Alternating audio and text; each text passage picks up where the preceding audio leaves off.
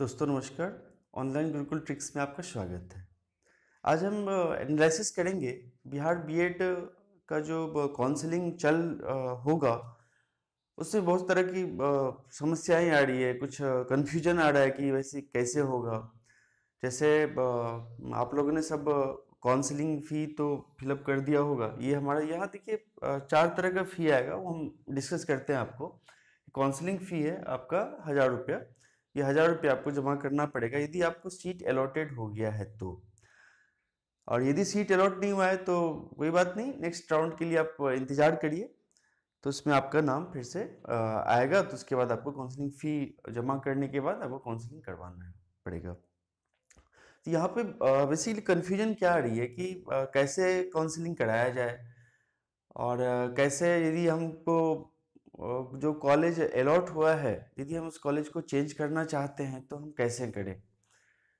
और इस तरह के कुछ बातें मन में है, या फिर काउंसलिंग करने में जब जाएंगे तो यदि हम कॉलेज छोड़ देंगे तो फिर फ्यूचर राउंड में, सेकेंड राउंड, थर्ड राउंड में वो कॉलेज हमको मिलेगा या फिर ये कॉलेज भी हमारे हाथ से निकल जाएगा। ये थोड़ा कुछ क्वेश्चन है जिसको हम लोग आज क्लियर करेंगे। तो ये जो आपका है, बाय द वे काउंसलिंग फी सब लोग फॉर्म फिलअप कर दिया था। फॉर्म फिलअप करने के बाद आपका रिजल्ट आ गया। रिजल्ट आने के बाद आपको कॉलेज अलॉट हो गया है। ठीक है, कॉलेज जब अलॉट हो गया है तो उसके बाद आपको करना क्या है, तो काउंसलिंग फी जमा करना यदि आपको कॉलेज अलॉट हो गया है। तो अब ये देखिए रूल्स ऑफ सीट अलॉटमेंट, ये अपडेट है। या तो रूल्स ऑफ सीट अलॉटमेंट का क्या क्या है। यदि आपको कॉलेज अलॉट हो गया है तो आपको काउंसलिंग फी जमा करिए। काउंसलिंग फी जमा करने के बाद आपको इसके बाद फिर आपको काउंसलिंग डेट दिया जाएगा कि आप इस दिन, इस डेट में, इस समय में आइए, इस समय में आइए। उससे पहले क्या होगा, यदि आपको कॉलेज अलॉटेड है तो आपको सीट एक्सेप्टेंस फी देना पड़ेगा। ठीक है, 2000 रुपया का जो सीट एक्सेप्टेंस फी है ये देना पड़ेगा। तो ये देने का मतलब हो गया कि आप लेना चाहते हैं, और आप यहाँ पे देखिए कि 2000 रुपये लेने के बाद आपके पास दो चॉइस दे रहा है यहाँ पे, एक फ्लोटिंग का, एक दूसरा दे रहा है फ्रीजिंग का।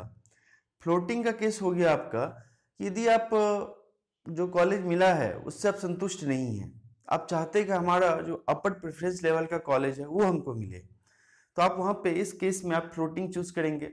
यदि आपको लग रहा है कि नहीं, जो कॉलेज हमको मिलना चाहिए वो हम मिल गया है, हम संतुष्ट हैं, तो उस केस में आपको क्या चूज करना पड़ेगा, फ्रीजिंग। तो यहाँ पे दो केस है, एक पहला है फ्लोटिंग का, दूसरा है फ्रीजिंग का। तो फ्लोटिंग वाले केस में अब है, इसमें कंफ्यूजन है कि सर फर्स्ट राउंड में यदि हम कॉलेज छोड़ देते हैं तो सेकेंड राउंड, थर्ड राउंड में कॉलेज अलॉट होगा या फिर जो मिला है वो भी चला जाएगा। तो ऐसी कोई बात नहीं है, जो कॉलेज मिला है उससे आपको बेटर मिलेगा। और दूसरी बात है क्या कि आपको जो फर्स्ट एक बार जो सीट एक्सेप्टेंस फी पेमेंट करते हैं तो आपको फर्स्ट फ्लोटिंग चूज करते हैं, तो आपको हो सकता है फर्स्ट राउंड में आप सिंस संतुष्ट नहीं है तो आप सेकेंड राउंड में आपको जाना पड़ेगा। सेकेंड राउंड में फिर आपको वहां पे रिपोर्ट करना पड़ेगा, वहां पे आपको ये फी नहीं लगेगा, वहां पे आपको फी नहीं लगेगा। और ये जो फ्लोटिंग का जो है, सेकेंड काउंसलिंग में आप गए, सेकेंड काउंसलिंग में फिर आपको मान लीजिए कि जो चाह रहे थे वो नहीं मिला, तो अब वो क्या करना है, थर्ड काउंसलिंग में जाना है। जो थर्ड काउंसलिंग में जाने के बाद आपको जो ये केस है आपका, यदि उसमें आपको कॉलेज मिल गया या नहीं मिला, दोनों केस में आपको जो आपको फाइनली अलॉटेड होगा उसमें एडमिशन ले लेना ही बुद्धिमानी है। बाय द वे उसके बाद एक और राउंड है, उसको एसएसआर कह रहा है, स्टेट स्पोर्ट राउंड। तो उस पर आप विचार कर सकते हैं, लेकिन वो विचार करने लायक है नहीं।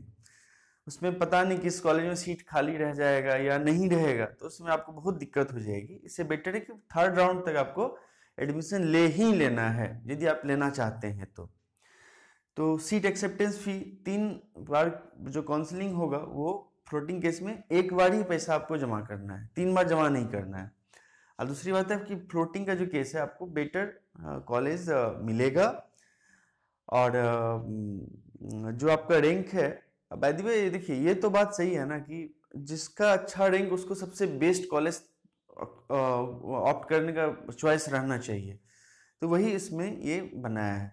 तो हमारे पास तो ये जो आया हुआ है कि रूल्स ऑफ सीट अलॉटमेंट, तो इसमें ऑलमोस्ट सब कुछ क्लियर करके लिख दिया है। बाय द वे, इससे पहले भी जो आया हुआ था कि कैसे करके आप काउंसलिंग लेटर, काउंसलिंग का जो प्रेफरेंस ऑर्डर कैसे भरे, उसमें उसमें भी एक लाइन ये लिखा हुआ था कि जो लोग काउंसलिंग के लिए अप्लाई नहीं, ये जो आप फी 1,000 रुपये जमा नहीं कर रहे हैं, तो वो किसी भी राउंड के लिए एलिजिबल नहीं होंगे। उसके लिए बस एक ऑप्शन बच जाता है, लास्ट का जो बचा हुआ होगा स्टेट स्पोर्ट राउंड, SSR जो कहते हैं वो। और दूसरी बात है कि यदि आप मान लीजिए 1,000 रुपये फी पेमेंट कर दिए काउंसलिंग फी, उसके बाद चले गए वहाँ पे, और वहाँ पे जाने के बाद पहले आपको तो ये पे करना पड़ेगा। यदि उसके बाद आप एब्सेंट रहते हैं वहाँ पे, तो उस केस में भी आपको 3 काउंसलिंग में कुछ नहीं मिलने वाला है, अब कुछ नहीं मिलेगा आपका। लास्ट में एक बस बच जाता है स्टेट स्पॉट राउंड। तो स्पॉट राउंड को तो बात छोड़ ही दीजिए, तो आपको फी जमा करना है और काउंसलिंग में जाना ही है। इसी किसी भी तरह से इसको यदि आप एडमिशन लेना चाहते हैं तो मिस मत करिए, जाइए। सेकेंड काउंसलिंग में भी यदि आप फ्लोटिंग चूज करते हैं तो जाना पड़ेगा। और थर्ड सेकेंड ऑप्शन देखिए क्या है, फ्रीजिंग। एक पहला दे दिया फ्लोटिंग, यदि आप संतुष्ट नहीं है आपको नेक्स्ट कॉलेज में, दूसरे कॉलेज में जो हायर प्रेफरेंस ऑर्डर है उसमें एडमिशन लेना चाहते हैं। फ्रीजिंग मतलब हो गया कि आप संतुष्ट हैं, आपको एडमिशन लेना है, तो कोई समस्या ही नहीं है, आप दीजिए। एक्सेप्टेंस फी आपको रिपोर्टिंग सेंटर से पहले ऑनलाइन पेमेंट करना पड़ेगा, उसके बाद आप फ्रीजिंग ऑप्ट करिए, और आपको उसके बाद वहाँ डॉक्यूमेंट वेरिफिकेशन होगा। डॉक्यूमेंट वेरिफिकेशन होने के बाद वहाँ से आपको एक DVC कहता है, डॉक्यूमेंट वेरिफिकेशन सर्टिफिकेट, वो आपको अलॉट करेगी। वो आपको जाके रिस्पेक्टिव कॉलेज में जाके, जिस कॉलेज में आपको एडमिशन है उसमें जमा करना पड़ेगा। और जब आप कॉलेज सीट कंफर्म हो गया आपका, तो आप उसके बाद सीट, ये प्रोविजनल एडमिशन है, सीट कंफर्मेशन फी उसके बाद आपको 1,000 रुपये पे करना पड़ेगा। तो ऐसा है। फ्लोटिंग में आप 2 बार इंतजार कर सकते हैं कि आपको कौन सा कॉलेज और हायर ऑर्डर में मिल सकता है, ये आप देखा जा सकता है, ठीक है। तो ये रहा। और आपका जो काउंसलिंग का डेट है, तो पहला वाला तो 16 तारीख से लेकर 30 अप्रैल तक है। और दूसरा काउंसलिंग डेट जो है आपका, वो आपका पड़ेगा मई में, 6 मई से 12 मई तक है। और थर्ड काउंसलिंग का जो डेट है आपका, वो है 17 तारीख से लेके 22 तारीख तक, ठीक है। और उसके बाद स्टेट स्पोर्ट राउंड जो शुरू होगा वो 13 से 17 तक है। तो ये अब 3 काउंसलिंग में। तो बाय द वे, यदि आप एडमिशन लेना चाहते हैं तो आप काउंसलिंग फी जरूर ही से जरूर पेमेंट करिए, नहीं तो आपका जो 3 काउंसलिंग मिस हो जाएगा, उसके बाद कुछ ऑलमोस्ट वैसा बचेगा नहीं जिससे आप सोच रहे हैं। तो ये जरूर करिए।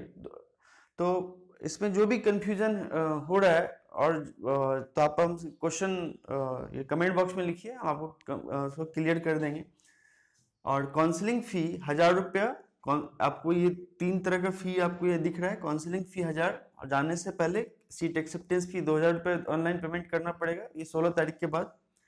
और ये सीट कंफर्मेशन फी जो है, आपको जब कॉलेज अलॉट हो जाएगा फाइनली, अब आपको जाके एडमिशन लेना है, उस समय जो है प्रोविजनल एडमिशन है आपका 1,000 रुपया। उसके बाद बाकी आप जाके कॉलेज में सारा बैलेंस उसका जो भी है, सेमेस्टर फी, एनुअल फी जो भी ले, वो आपको पेमेंट कर देना है, ठीक है।